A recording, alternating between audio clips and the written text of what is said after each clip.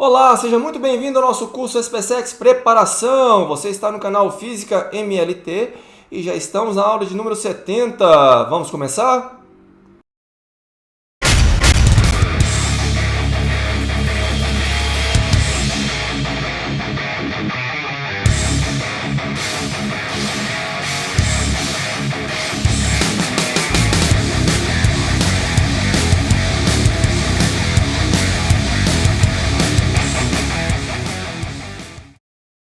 Para essa aula, teremos aí resolução de exercícios referentes aí à aula 69, tá certo? Teremos aí uma questão extra, então prepare o seu caderno e vamos começar.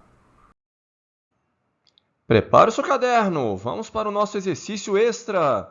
Uma esfera condutora A de peso P, eletrizada positivamente, é presa por um fio isolante que passa por uma roldana. A esfera A se aproxima com velocidade constante de uma esfera B, idêntica à anterior, mas neutra e isolada. A esfera A toca em B e, em seguida, é puxada para cima, com velocidade também constante. Quando A passa pelo ponto M, a tração no fio é T1 na descida e T2 na subida. Podemos afirmar que, está aí a figura que foi colocada no enunciado, bem como aí as alternativas. Então, pause o vídeo, anote o enunciado no seu caderno e tente resolver essa questão bem interessante. Bom, espero que você tenha pausado aí o vídeo, anotado o enunciado no seu caderno e resolvido essa questão que ela é bem interessante. Vou pegar novamente a figura que foi colocada no enunciado, só que dessa vez aqui, olha, destacando as forças que estão atuando na esfera A. Então vamos lá. Olha só, a situação é a seguinte. Então na descida, de acordo com o enunciado, nós temos uma tração T1, tá certo? E atuando aqui na esfera A, o peso na vertical para baixo. E além do peso, teremos uma outra força, uma força F1, tá certo? Mas que força é essa? O que acontece é que a esfera A está eletrizada. Então ela vai induzir aqui, olha, a esfera B. Ou seja, aqui nessa parte superior da esfera B, nós teremos a concentração de cargas elétricas com sinal oposto ao da carga da esfera A, deixando aqui a parte inferior com carga de mesmo sinal da esfera A. A esfera B continua aqui neutra, tá certo? Você simplesmente induziu a esfera B, aquela espécie de polarização que nós vimos lá na eletrização por indução. E aí, olha, temos essa força F1, porque nós temos um acúmulo de carga aqui em cima na esfera B, de sinal oposto aqui, olha, a da esfera A. Então, nós temos uma força de atração. A esfera A, então, ela desce com velocidade constante e toca a esfera B. Quando toca a esfera B, nós teremos aí uma eletrização por contato. E na eletrização por contato, você já sabe que os corpos adquirem carga de mesmo sinal.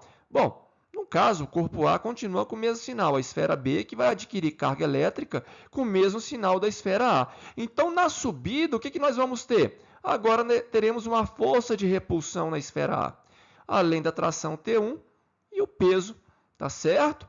Então, olha só, nós temos duas situações, na descida e na subida. Comparando, então, você pode dizer o seguinte, que na descida, a tração T1 ela tem que equilibrar com o peso e com a força F1, uma vez que a esfera A desce com velocidade constante.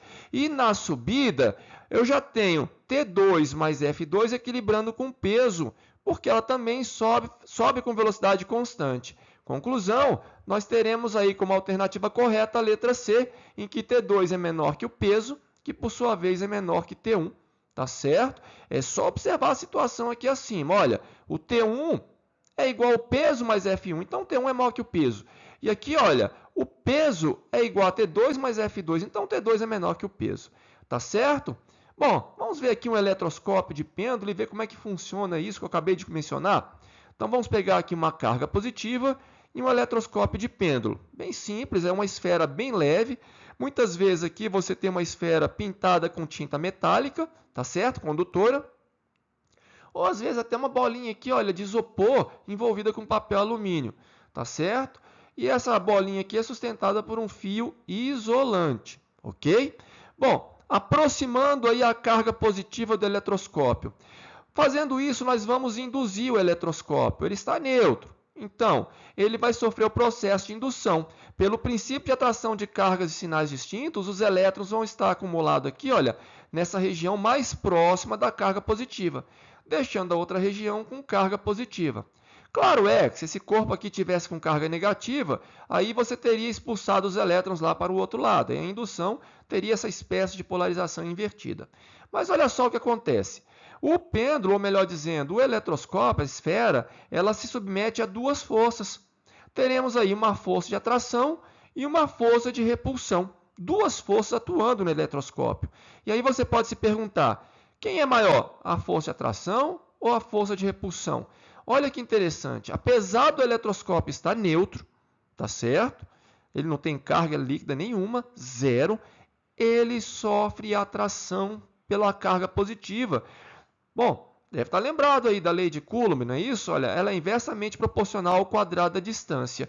E quem está mais próximo aqui? A carga negativa. Então, a força de atração suplanta a força de repulsão. Então, o eletroscópio ele pende aqui, olha, para a carga elétrica.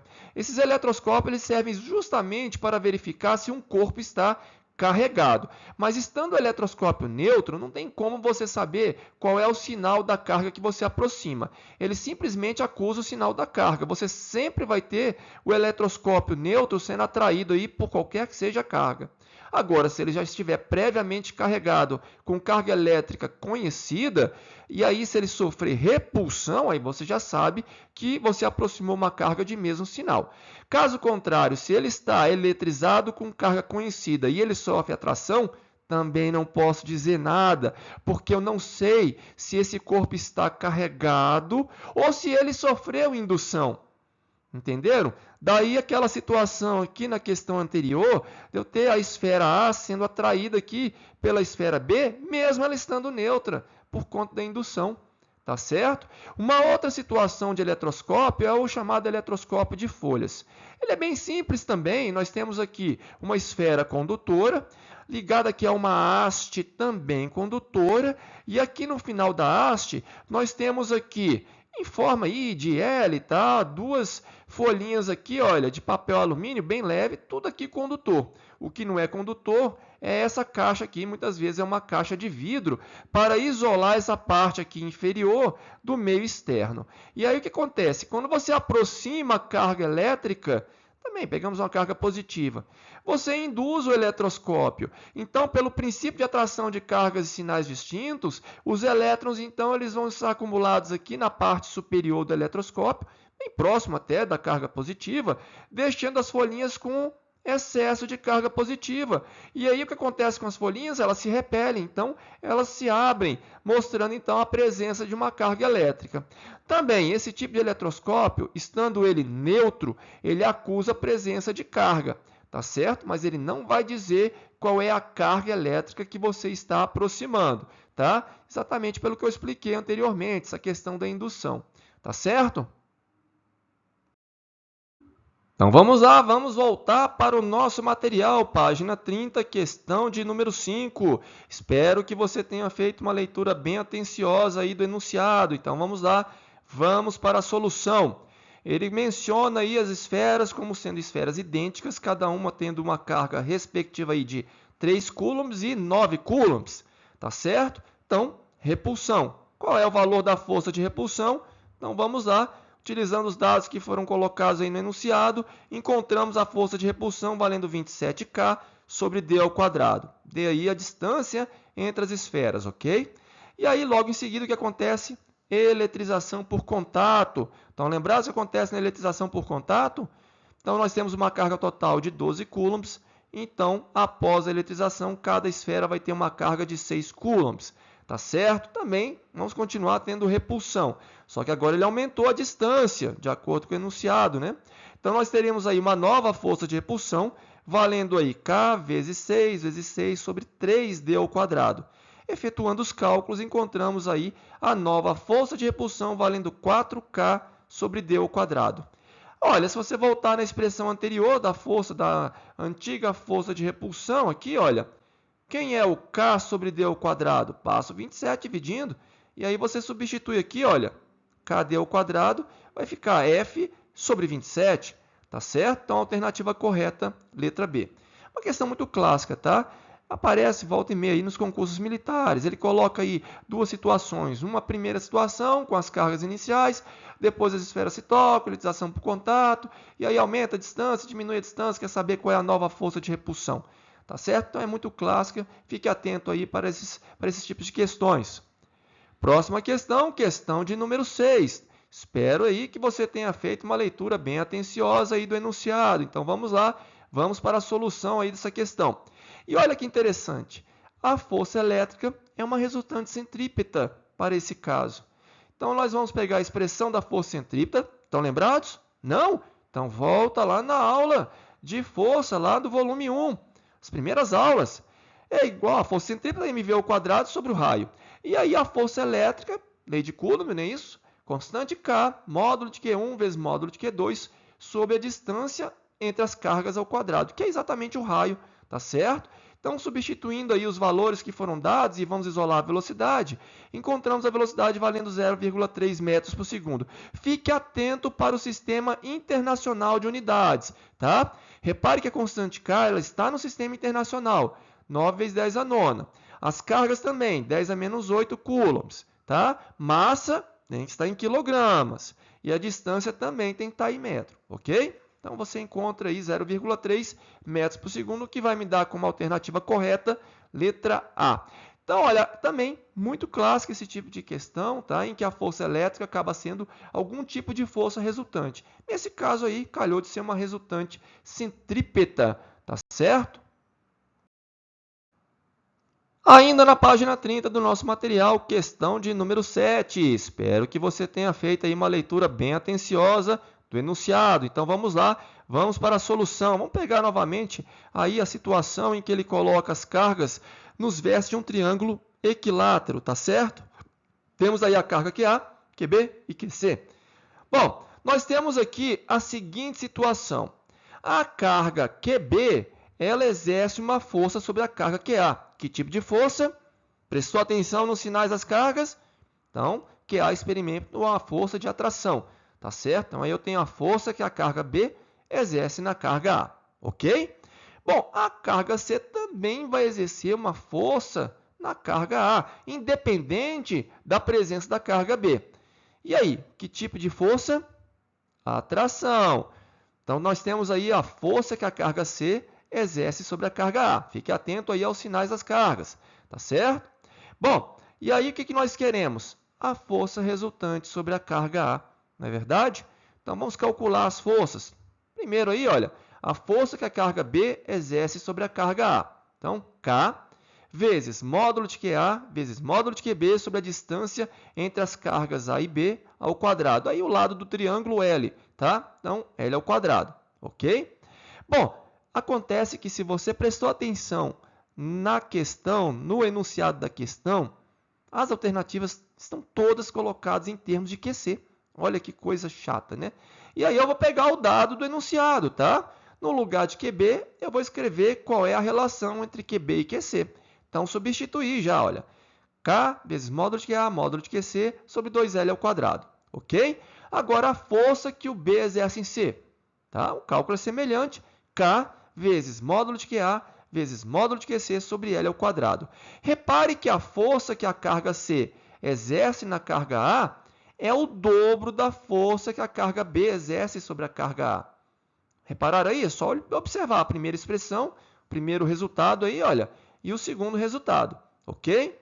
E agora, para achar a força resultante, lei dos cossenos. Estão lembrados da lei dos cossenos? Então, vamos aplicar aí a lei dos cossenos.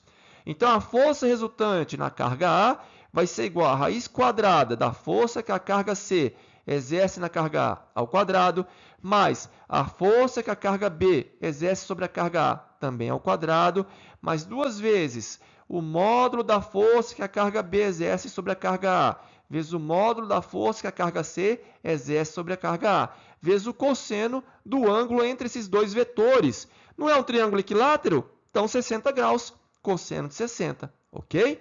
Repare que o cosseno de 60 vale 1/2. Então, eu tenho 2 que multiplica FBA, FCA e vezes 1/2. Então, na verdade, o que eu vou ter? FBA vezes FCA. Só que agora eu vou escrever tudo em termos de FBA, tá certo? Então, aqui eu tenho o dobro de FBA, não é isso? Então, já substituí aqui. Aqui eu tenho o próprio FBA, normal. E aqui eu tenho o dobro também de FBA, tá certo? Esse 2 simplifica com o cosseno de 60 ao quadrado, mas vai aparecer um fator 2 aqui, olha, tá certo?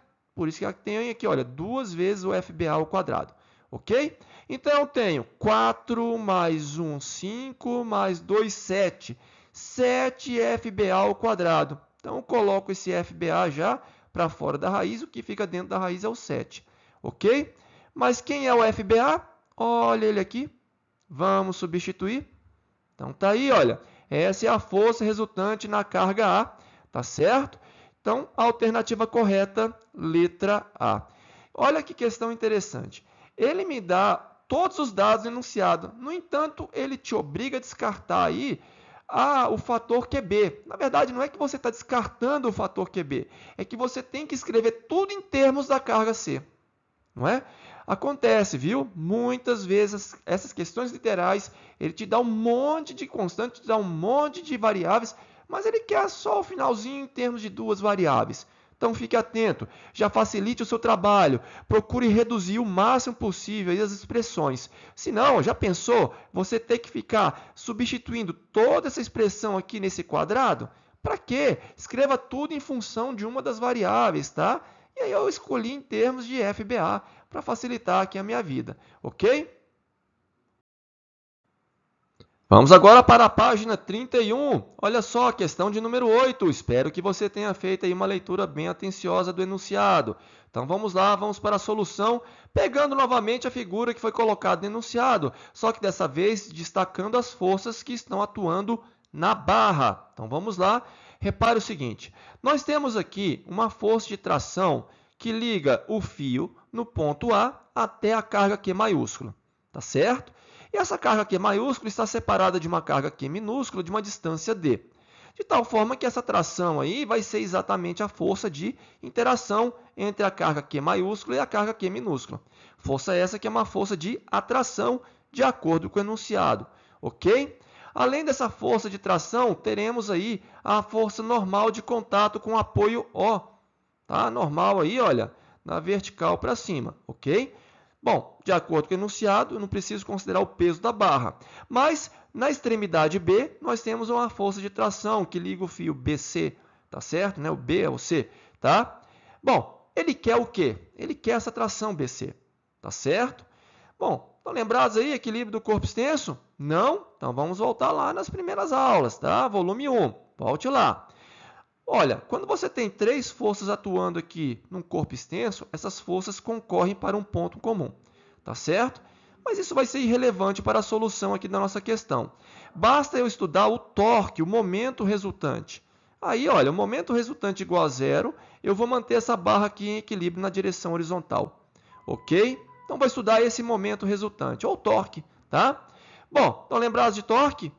Bom, tem que lembrar lá nas primeiras aulas, volte lá. Bom, vamos lá. Olha só, vamos calcular o torque dessa força aqui, olha, dessa tração, está aplicada aqui no ponto A. Vai ser igual ao módulo dessa força, vezes o braço de alavanca, que é a distância de algum ponto aqui de referência, e eu vou escolher exatamente esse ponto aqui onde se localiza o apoio O, tá certo? Vezes o seno do ângulo formado entre a direção da barra e a força. Ou seja, não é esse ângulo que você está vendo de 30 graus. Fique esperto. Muitas vezes eles colocam isso como uma espécie de pegadinha. Mas claro que nesse caso aqui ele está nos auxiliando, porque eu vou pegar o complementar, o ângulo de 60 graus. E também vou calcular o torque dessa outra força com relação ao ponto O. Aí eu não preciso utilizar a força normal. Já pensou? Você teria que calcular essa força normal se você escolhesse outro ponto. Não vale a pena, tá? Poderia. Vai pegar a projeção da tração aqui, olha, da outra tração, que você nem sabe quanto é que vale para equilibrar com a normal. Duas variáveis, então vamos pensar somente no torque, ok? Aqui também, módulo de TBC, vezes a direção aqui, ou melhor dizendo, o braço de alavanca, a distância, não é isso? Vezes o seno do ângulo entre a tração e a direção da barra. Não é 60 graus, e sim o seu complementar. Então vamos lá. Então o torque aqui, F De acordo com o enunciado aqui, vamos pegar a distância, foi dado ali, né, L, seno de, qual é o complementar aqui? 60 graus, então seno de 60 graus. Isso aqui vai ter que equilibrar com o torque lá da tração BC, não é isso? Então, TBC vezes a distância até o ponto O, 3L, vezes o seno do ângulo aqui, o complementar, 30 graus. Então, olha, só substituir o seno de 60, o seno de 30 graus, já vão simplificar a variável L, então encontra aqui a relação entre a tração BC e a força F, raiz de 3 sobre 3, tá certo? Mas não terminou aí, olha, porque ele não deu essa situação, ele não te dá essa alternativa. Então, você tem que substituir qual é a força elétrica de interação. Vamos usar a lei de Coulomb, olha só. K0 vezes módulo de Q vezes módulo do Q minúsculo sobre D ao quadrado. Então, substituindo, encontramos aí, agora sim, a expressão da tração BC. A alternativa correta, letra C. Ok? Muito clássico esse tipo de questão, hein? Na outra questão, a força elétrica é uma resultante centrípeta. Aqui, ela faz o papel de tração para equilibrar uma barra, tá? Então, fique atento. Esses tipos de questões sempre estão presentes aí nos concursos militares. Próxima questão, já na página 32, questão de número 9. Espero que você tenha feito aí uma leitura bem atenciosa do enunciado. Então, vamos lá, vamos para a solução. A situação é a seguinte, eu tenho uma carga Q maiúscula e eu vou dividir essa carga Q maiúscula em duas partes. Uma parte valendo o Q minúsculo e a outra parte do Q ressou, tá certo? Então, nós teremos uma força de repulsão. Força essa que eu calculo pegando o módulo, produto do módulo das cargas, não é isso? E multiplicando pela constante K e dividindo pelo quadrado da distância, ok? Bom, repare o seguinte, então, dividi em duas partes, Q minúsculo e o que restou do Q maiúsculo, não é isso? Vamos multiplicar aqui a distributiva. Chegamos nessa expressão aqui, olha. Tá certo? Que expressão é essa? Uma função do segundo grau. Eu vou estudar a situação dessa função do segundo grau. Tá certo? Você já sabe que no plano cartesiano, em que eu vou traçar aqui f em função desse Q minúsculo, eu vou ter uma parábola com cavidade para baixo, não é isso? Agora, quais são as raízes dessa parábola? Né?